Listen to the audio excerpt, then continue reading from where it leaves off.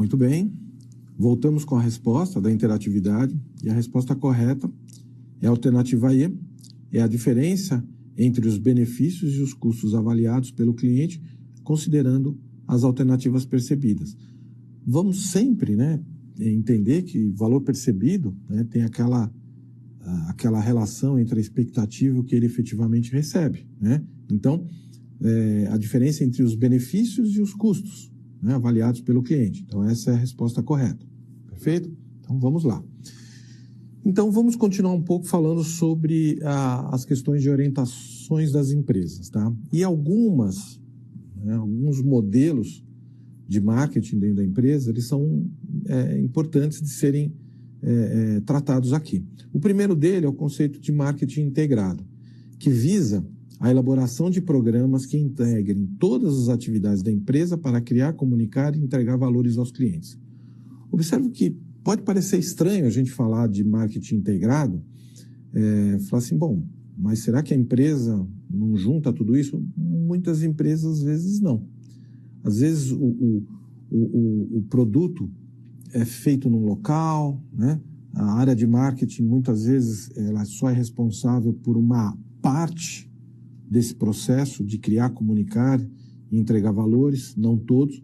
Então, para que você realmente utilize todas as ferramentas mercadológicas, a gente vai ver várias aí para frente nas nossas aulas, é importante que esse marketing seja sempre integrado, que a área de marketing tenha o valor necessário para que ela possa se desenvolver dentro da empresa, tá? Um outro ponto importante, que muitas vezes a empresa não leva em consideração, é o que a gente chama de marketing interno. O marketing interno garante que todos os envolvidos na organização adotem os princípios do marketing apropriado. Não adianta oferecer o melhor para o mercado se os funcionários não estiverem aptos para atender. Isso, gente, é uma situação muito complexa, dentro da área de marketing, porque muitas vezes a comunicação leva àquela visão de um produto extremamente diferenciado, que a pessoa gostou. E quando ela entra em contato com a empresa para comprar o produto, ou isso acontece também muito na prestação de serviço, o funcionário não está no mesmo nível da comunicação que é feita daquele produto, tá?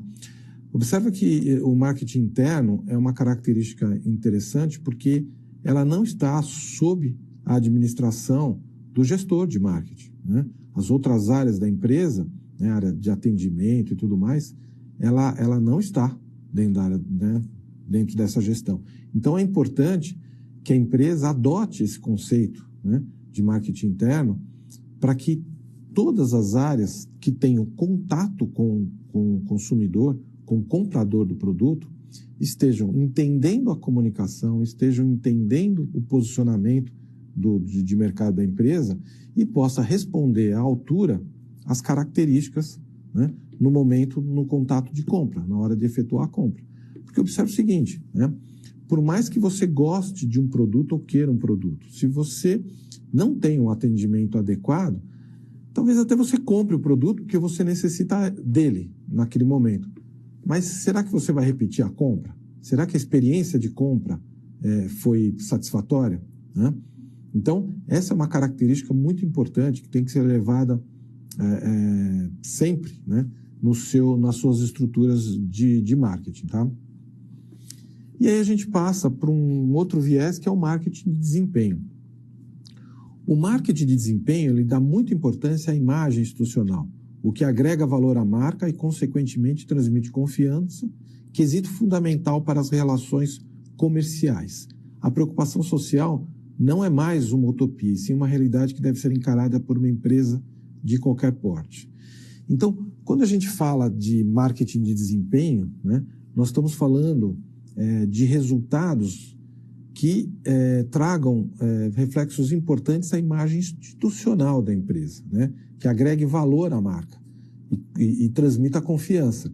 Observa que quando a gente fala disso, muitas empresas hoje no mercado, que se comunicam com o mercado, elas não falam mais dos seus produtos. os produtos já são tão conhecidos, eles já estão tão internalizados no público-alvo, que as empresas passaram para um outro patamar. Então, elas trabalham preocupação social, preocupação ambiental, né? Coisas que agregam valor à marca, né? E faz com que aquele produto, né, no momento da compra, você opte por ele, porque é o melhor produto e ainda por cima você tem uma preocupação legítima da empresa com aquelas características, né, de transmissão de confiança, né, de imagem institucional, que são tão importantes quando a gente fala dessas características de desempenho, tá? E o marketing de relacionamento. O marketing de relacionamento, ele utiliza conceitos baseados em CRM, tá? E em Partner Relationship Management. O que significa isso, né? É a gestão do relacionamento com o cliente, customer, e na gestão do relacionamento com os principais parceiros, tá? E ele visa criar uma rede de relacionamento em que todos ganham, né? Com o avanço da inteligência artificial, quanto mais customizada for a ação, mais será o resultado do relacionamento.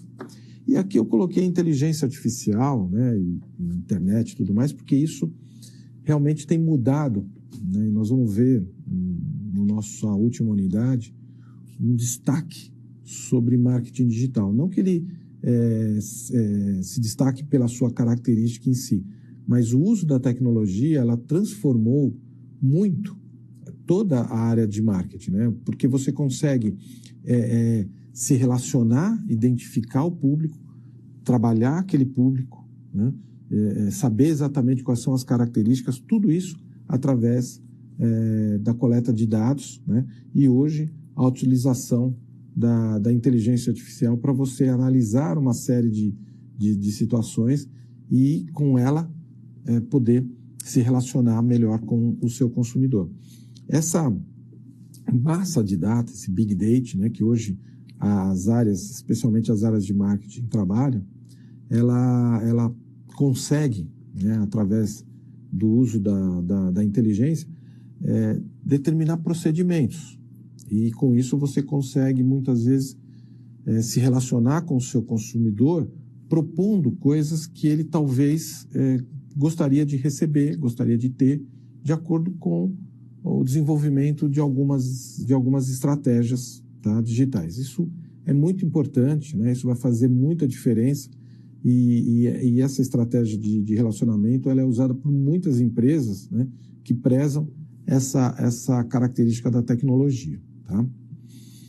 E a avaliação da concorrência.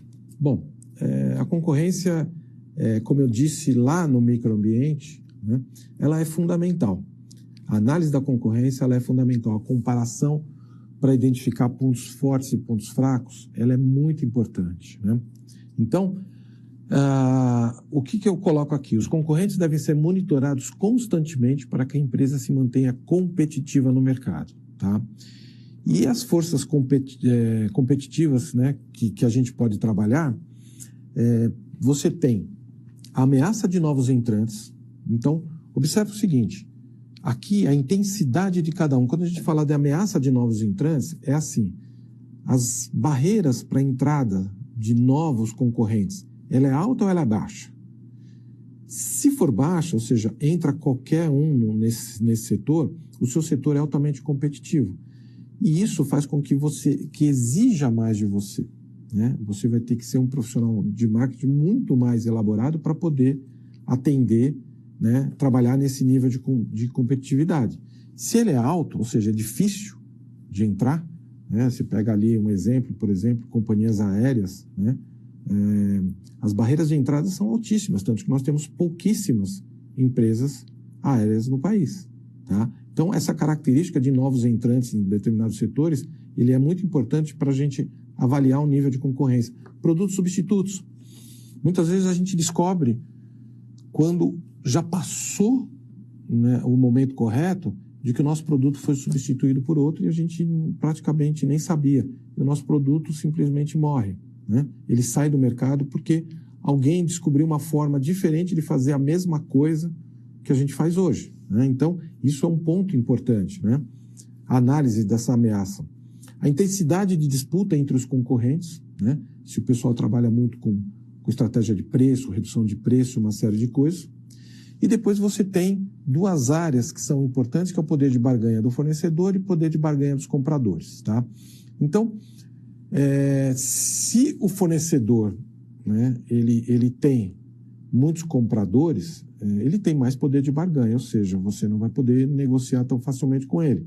Então, lembra que eu falei lá também, né, no microambiente, sobre questões de forças, né, de intermediários, forças de fornecedores, né? E quando a gente fala de poder de barganha dos compradores, é justamente o processo inverso. Ou seja, o meu produto, o comprador, ele pode determinar o preço? Você fala assim, mas como é que o comprador produz preço? Fala assim, produtos de commodities, né? Por exemplo, eu sou agricultor e vendo café. Eu não determino o preço do meu produto. Quem determina o preço do produto é o mercado. Eu vendo de acordo com o que o comprador está disposto a pagar. Eu não consigo determinar preço. Então, são características muito importantes para a gente entender, né, as forças competitivas de uma forma geral no mercado, tá? Então,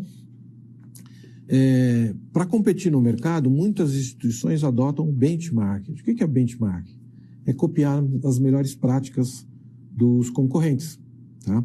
Então, para eu tirar uma vantagem competitiva, ou seja, uma força que ele tenha, eu não preciso nem ser melhor do que ele, eu preciso ser, no mínimo, igual a ele. Quando eu tenho tudo exatamente igual, eu tenho o mesmo produto, o mesmo preço, a mesma distribuição, você não tem. A decisão, ela se torna muito difícil. E você, com uma pequena ação, pode trazer esse cliente para você. Então, o benchmark é uma estratégia de tirar a vantagem competitiva do cliente, copiando aquilo que ele tem de melhores práticas, tá?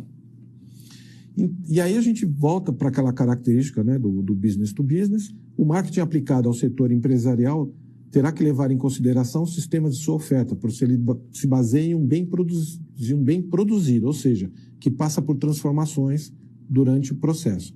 E o setor comercial, B2C, recebe produto pronto para revender. Então, como é que a gente trabalha, né, o marketing aplicado ao setor empresarial? No caso, ela é uma especialização do marketing que visa atender mercados organizacionais que especificamente fabricam produtos ou serviços. E é por isso que as ferramentas de marketing devem ser adaptadas. E aqui a gente inclui serviços, tá? Então, por exemplo, tem muitos serviços que são prestados a empresas, né? E tem serviços que são prestados ao consumidor final. Então, serviço não é só uma característica do consumidor final. Você também tem no setor empresarial, tá? E aí, as ferramentas de venda e distribuição, elas se tornam estratégicas dentro do marketing empresarial, tá? Porque é o ponto fundamental, né? As empresas que vendem para outras empresas, elas não se utilizam de grandes meios de comunicação de massa. Elas são muito mais pontuais. Elas buscam o seu cliente, né, através de estruturas muitas vezes de venda e geração de lead, né, que são estratégias mercadológicas específicas que nós vamos ver com detalhes em outras na próxima unidade, tá? E o B2C, né, que basicamente aquele processo de compra e venda ao consumidor final. E aí nós temos a característica do varejista, né, que é muito importante, toda a cadeia produtiva de varejo, distribuidor, atacadista, distribuidor e varejo, né? E a gente começa a falar, né, dos 4 P's do marketing, que são um conjunto conhecido como composto de marketing ou mix de marketing, que a gente vai ver na unidade 2, na próxima unidade, tá? Então, observa que não só, né, as características do 4P são importantes, mas elas são fundamentais para o entendimento do processo de marketing, tá bom? Então, vamos para a nossa interatividade, tá? Sobre o conceito de marketing integrado, assinale a alternativa correta. O marketing integrado atua exclusivamente na definição de preços e produtos, deixando as demais variáveis sob responsabilidade dos departamentos operacionais. B. O objetivo do marketing integrado é garantir que apenas o setor de marketing esteja envolvido no processo de geração de valor ao cliente. C. O marketing integrado prioriza as ações de curto prazo, dissociando as decisões estratégicas entre produto, preço, praça e promoção. D. A ausência de integração entre as variáveis do mix de marketing pode comprometer a identificação do público-alvo com a proposta da empresa. E o marketing integrado se limita à conclusão institucional da marca, não influenciando decisões de distribuição ou precificação. E, para a resposta da nossa atividade, a resposta correta é a alternativa D. A ausência de integração entre as variáveis do mix de marketing pode comprometer a identificação do público-alvo com a proposta da empresa. E é isso. Finalizamos, então, a nossa unidade e até a próxima.